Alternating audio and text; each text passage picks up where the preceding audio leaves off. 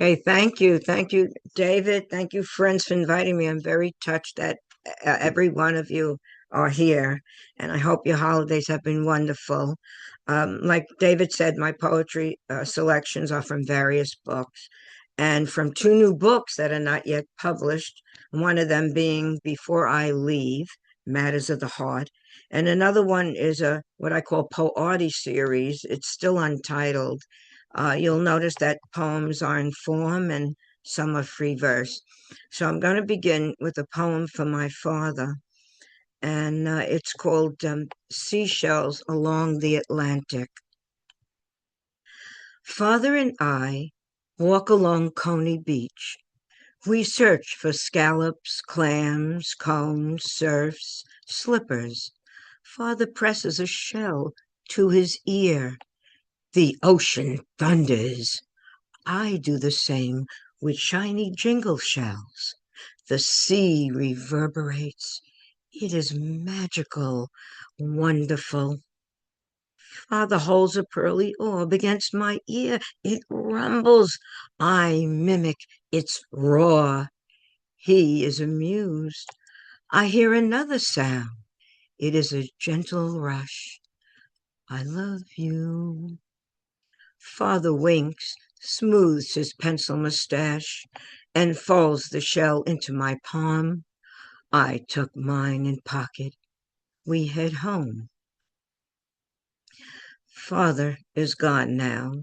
His basket of mollusks, cockles, whelks, oysters, periwinkles, sea bones remain, as do memories.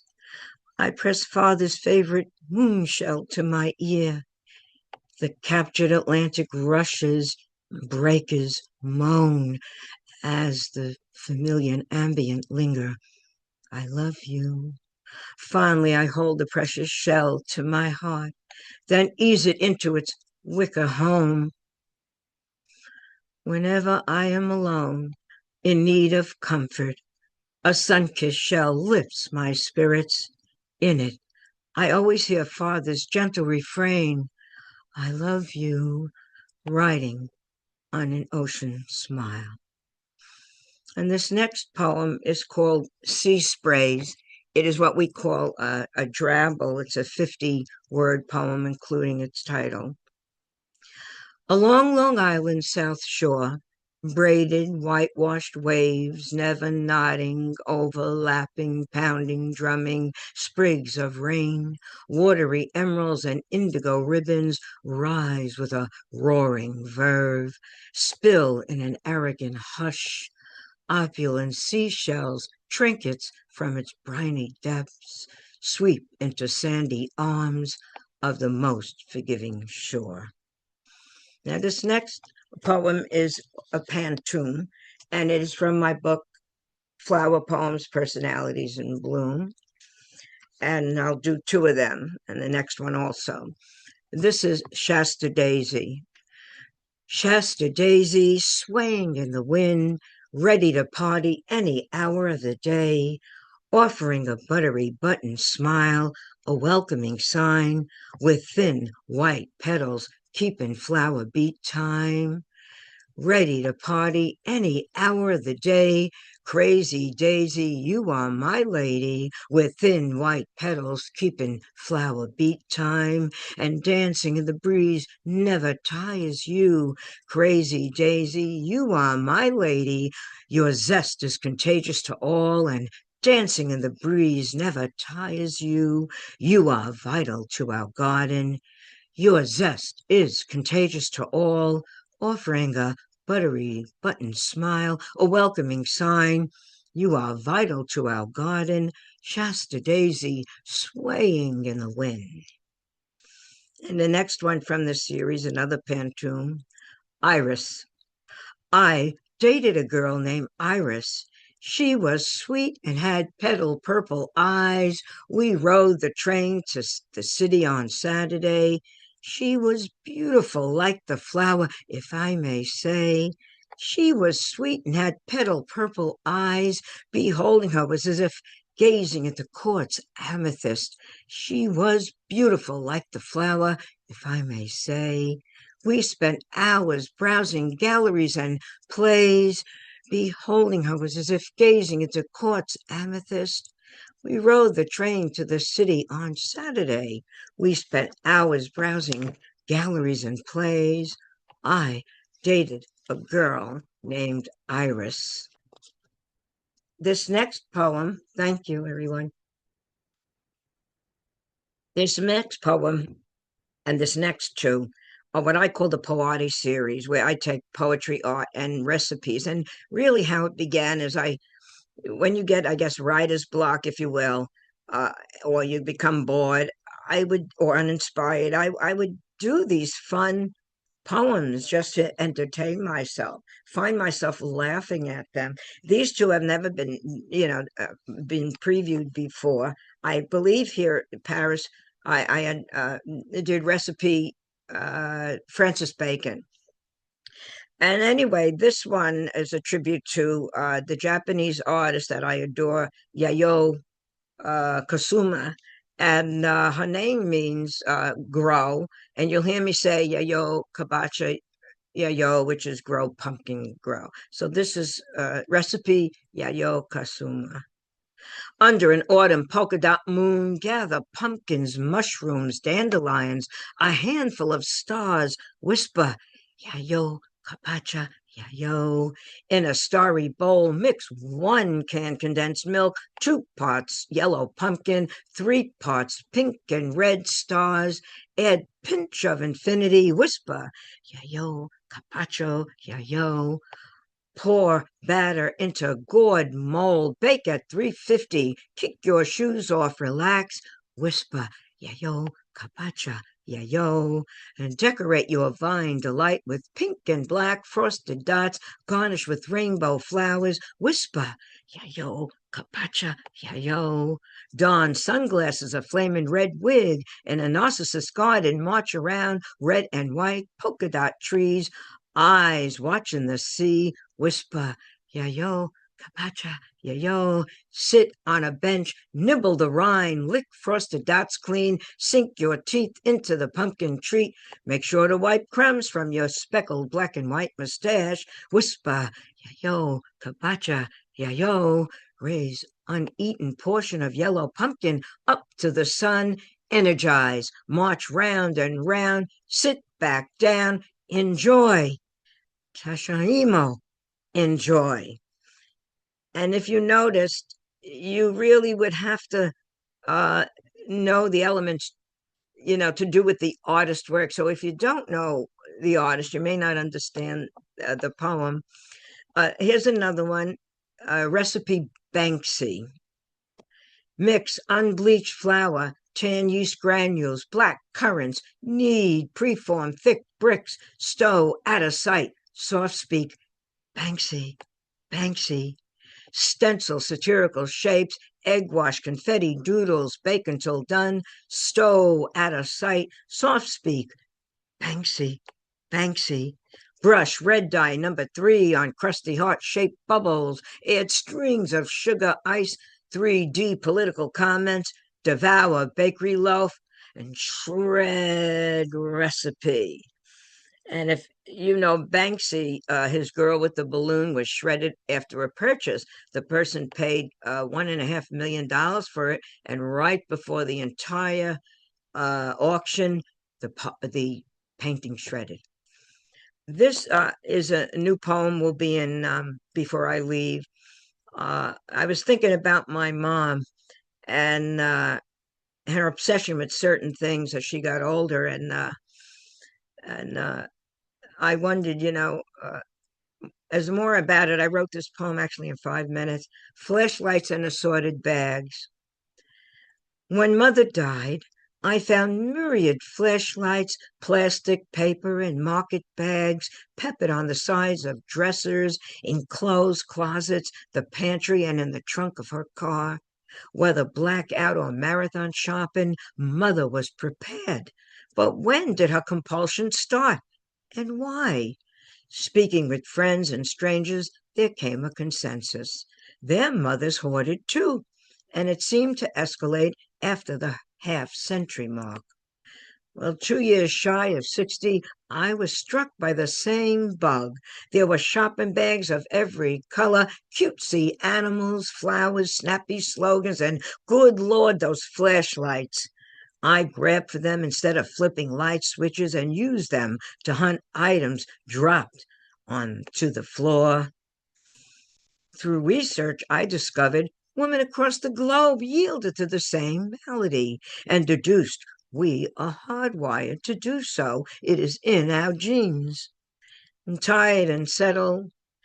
I, setting the revelation aside, I shut off my flashlight, tossed it in a shopping bag, and turned in. Now, this next one, I see doctors laughing. I think we all experience, that quirk of hoarding stuff. Um, when I first came to spoken word Paris, I read this. I had published it in my book, Veranda Sundown.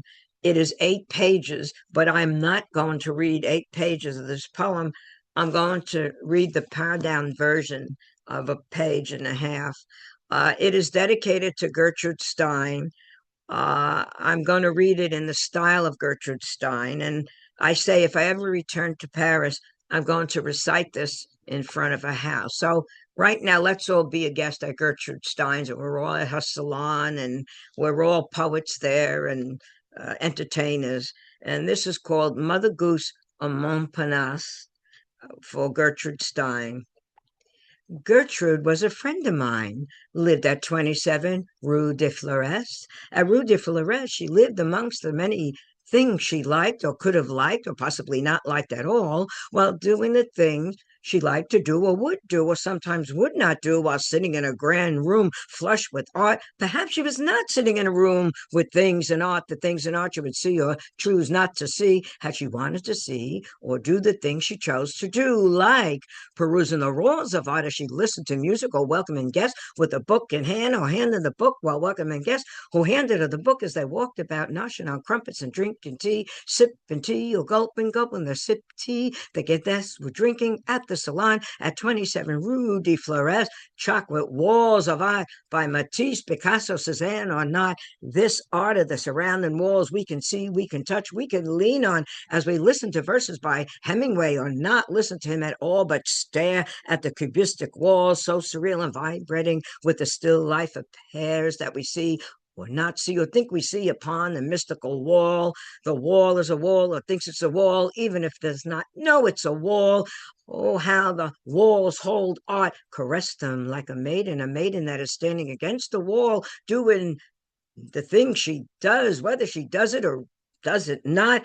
Oh, if walls could talk, they would do it or do it not. They would tell all as poets and painters and writers and dancers gather or gather, not performing their art or not doing the things they want, like performing and reciting poetry or not to recite as they stand against the wall, doing things they like or choose not to like, poetry, while painting a portrait of a poet on a canvas tacked to a wall, the breathing wall of motion that is stilled within a painting of a poet doing nothing or something that is nothing becoming something or just being, choosing what to do or do it not, painting with paint or not paint, maybe pastel dancers who are properly dressed for the occasion in tutu and taffeta, tatted whirls of color as they swirling as they whirl in taffeta tutus, colorful tatters tattering on in a whirl swirl, spinning dizzy to the words of poets, poetic words they choose to like or not as they press against the art-covered walls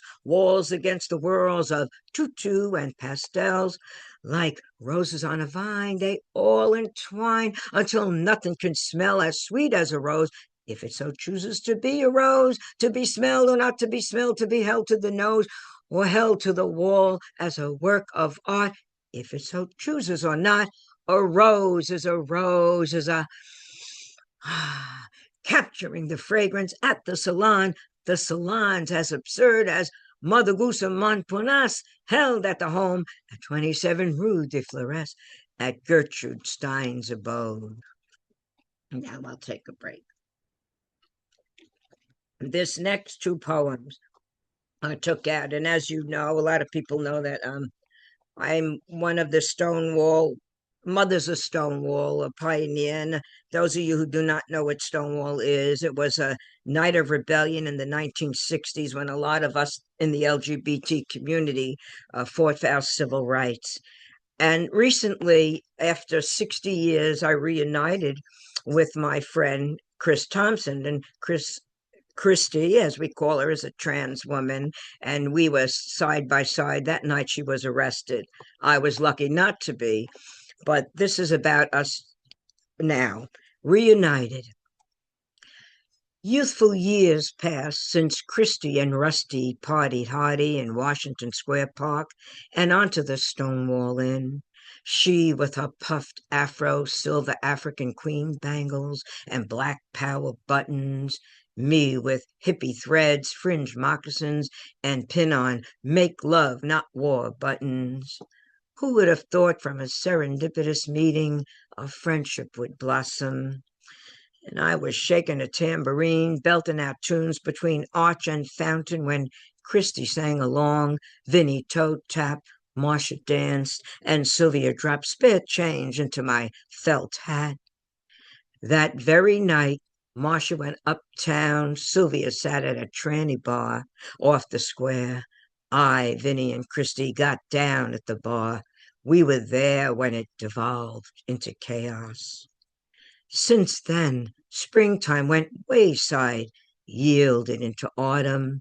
Fortunately, pride sought and brought us together. Nowadays, old friends are no longer, yet Christy and I remain tight. We jingle tambourines while singing nostalgic tunes, and often we muse about bittersweet past, our shared history gone by. And this poem is new. Last year, my trans friend Franco passed away. And so, Franco was my bodyguard, not only a friend. And when the Stonewall car rolls past, we lead off the marches in Manhattan. We're the first car, and there are many different people that run up to the car, and sometimes it gets quite dangerous.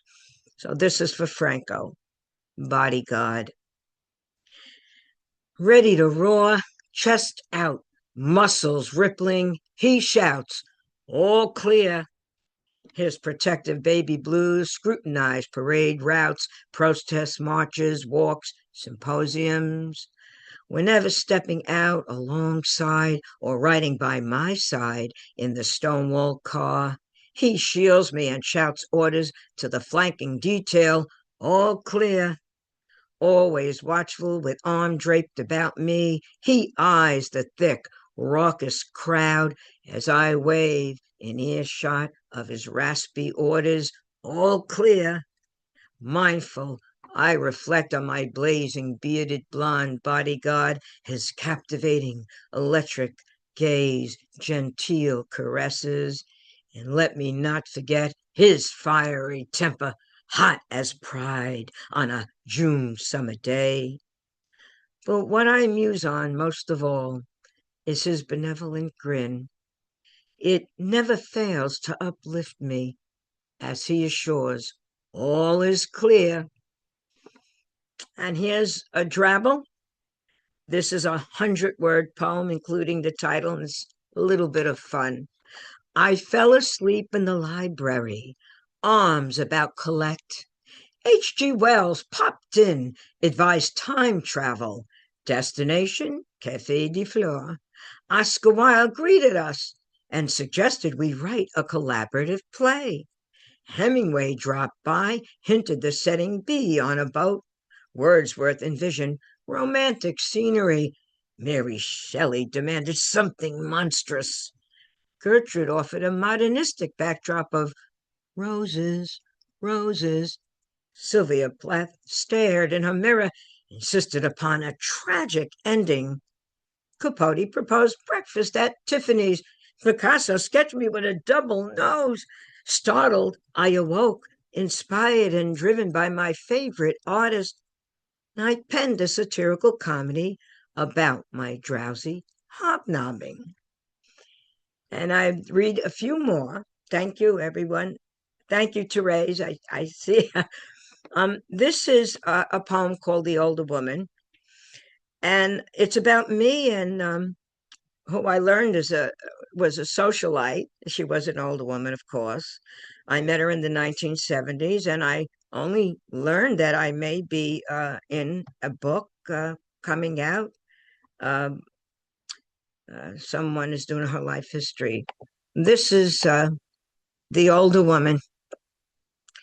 In a wainscot disco bon bar, her graceful movements enchanted on the dance floor. Threading my way between crowd and friend, I cut in. Captivated, I connected with her raised hands, swept her around the club. I also sang in a gravelly rock and roll bravado. Disco was never my thing. Pleasantly surprised, she leaned in, sang in high tone, our voices and bodies in harmony. Inspired, she asked, "Would you teach me rock?" Deeply moved, I complimented her vocals, said, "Sure." Escorting her arm in arm out to a tree sheltered courtyard, and between beverage sips, we ran scales, laughed. Embracing core principles, I gently rested a hand on her abdomen, whispered, "Breathe in, lower your pitch. Breathe out. Do not sing on top of your voice." She exhaled a few notes, all the while gazing into my hazel eyes. I got lost within her warm violet pools, pondering, should I kiss her? Between Giddy's successful intonation, she beamed, fingers caressed my arm, leg. It was clear we were wrapped with each other, attracted like the stars. Then truth unfolded, and though unspoken, we sensed our age disparity. It became a silent factor, the only thing stopping us. When last notes were sung and night ended, she shivered against the cold. "Come see me." "Where?" I quickly retorted, wrapping her in vest. With eager heart she smiled, scribbled her address. "Grey Gardens. I anticipate your arrival." Her lips brushed mine, then a hasty retreat. I followed, waved as a friend chauffeured her off and away. I never encountered nor spoke about this gorgeous woman until I viewed a recent film where her charm filled the screen.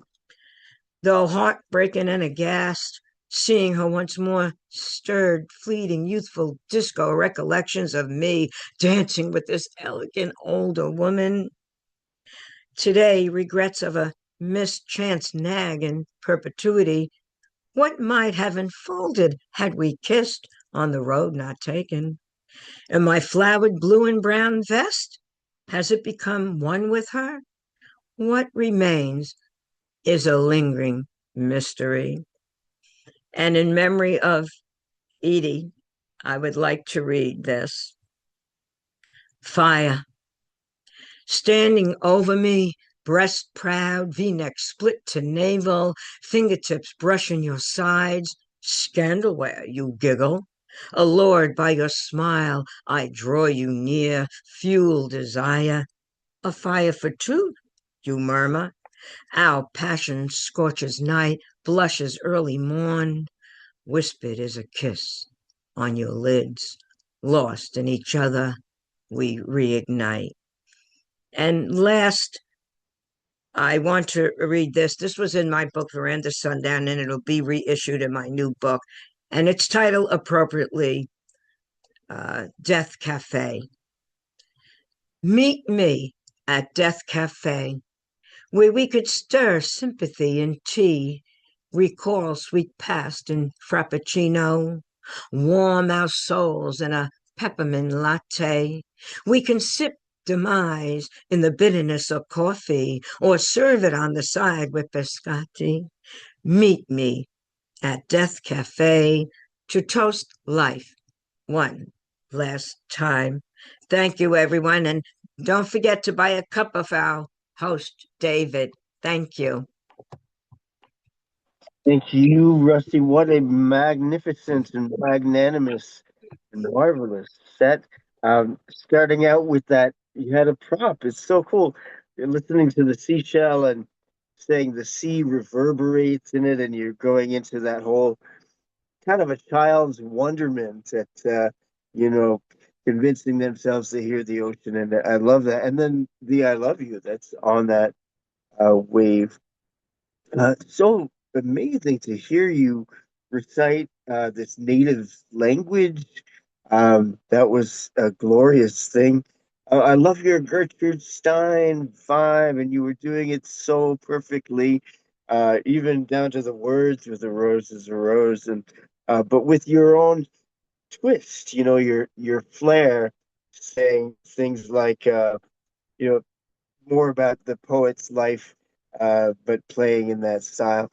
And I love these romantic encounters, like with the movie star, and then you say it in the next poem, "Allured by your smile, I draw you near." There's such a palpable attraction in these poems. Attracted like the stars. I love what you do, and that was great. So let's unmute our mics, folks, and give a round of applause or some comments. Oh, yeah. Thank you, everyone. All right. Thank you. Wonderful. Thank you. Fantastic. Just brilliant set. Wonderful.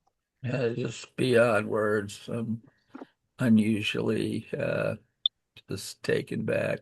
That was just amazing. And thank you, Leslie. Thank you, Michael. And those are the calm ones, not the spoken word. Thank you. I had to reveal that about Edie Beauvoir because I saw Grey Gardens. I was so horrified by what I saw and had no idea she was the woman. And the Hollywood or somebody's putting out a book and they may use my poems in it. So I wanted to share it here first. Yeah. Uh, uh, Her Well, I think reading enhanced every good poem to begin with. mm, that's true. I think the thing that distinguishes you, Rusty, is that you have such a wide array of interests, and everything you write is infused with love and a sense of relationship. Like you're in a real relationship with everyone, and you notice that even the way you respond to like the little chat, like you're in relationship with people, and that makes such a difference, I think. Thank you, Therese. I appreciate you and everybody's poems, and all the body of work here is astounding, ever since we had COVID. I'm so glad that although I lost 14 friends to that disease, I gained it was wonderful that we could all connect like this. This is the amazing that we at the end of my life, I could live in a world that I could see other poets, even if I'm not in Paris or India or Hong Kong or wherever. We're all one. We're all together. So well said. Yeah, and it is true. It's a blessing for all of us. We're all connected now. So wonderful. Thank you for saying that. Thank you, Leslie. From Stonewall of Paris. Oh my God, I know. Like, what do you read? What do you read? And I know. I try Wonderful. not to look what's written about me. If you go to Rita Rusty Rose, all this stuff comes up. Sometimes even, what do you call those journalists? They write things and it comes out of my mouth, but it didn't come out of my mouth. It's crazy. I try not to look anymore. We're hoping they don't make a AI version of you. That would Oh be my bad. God. But I do hope when I do go that they will note and it'll be a big part of the life that I was here with my friends here and that this would be a big, part of poetry and maybe someone writes my biography. I, Well, talking about that. what's interesting is, not only do I love Rusty, but my whole family loves him. My son, my son-in-laws, my granddaughters, and they don't pay a whole lot of attention to my poetry. They're very happy for me, Yeah. but it's my thing. But if I say anything about, well, Rusty's going to be saying, "Oh, Rusty, what is Rusty going to say?" I feel like saying, "What about me?" And they're a wonderful family and everything. And her son does a lot for the LGBT community, as well as Therese. People don't know Therese is a trailblazer with AIDS, and back then, and we owe a debt of gratitude. John, my John here, everyone that's and look at there's Robert. I appreciate. Where is I see lantern carrier, I see Doc. But the thing is that your son will put me in Cherry Grove on the way from the ferry to the thing. There are benches, and they have people's name on it. I said, don't forget when I go, make sure that everybody sees Rusty Rose and paint it with the rainbow. Well, see, we don't want you to go anywhere yet, but Yes, I indeed. will do a Shakespeare for you when you're leaving. Thank Not you, just thank yet, you, not yet, Lantern. not yet. Thank you. Wow. I have a feeling that if they try to AI you, Rusty, the machine will end up exploding. Oh, I hope it does, Ian. I hope it does. I do hope it does, because it's terrible. They put words in your mouth. Even like I said, reporters like in England, in this court's paper. Wrote about me, and then all of a sudden they put things I didn't say, like a lion time, holding the chair this way, and what the heck is that? But I just let it ride, just let it be. Rusty, I will tell you as a U.S. Journalist living here in Britain, it's all yellow journalism. Yeah, it And has they become that. yeah, and they confuse like reportage, you attribute things Hmm. to somebody. You don't editorialize. You Yeah. don't, Hmm. those are the standards, those are the rules, but they don't have that over here. It's just maddening. But no way, even here, like journalism is supposed to be pure. You're not supposed to take the left side, the right side, the middle. You're No, supposed to just report, and impartial. they You're forgot reporting the that. news, man. You're That's right. reporting the Yeah. news. It ain't about you. I know. I know. I'm amazed John McMullen's not jumping into this fray. Uh-oh. Yeah. Too busy Well, listening. okay. Thanks so much, Rusty. I'll stop the recording now. I just wanted you to Yes. have the compliments.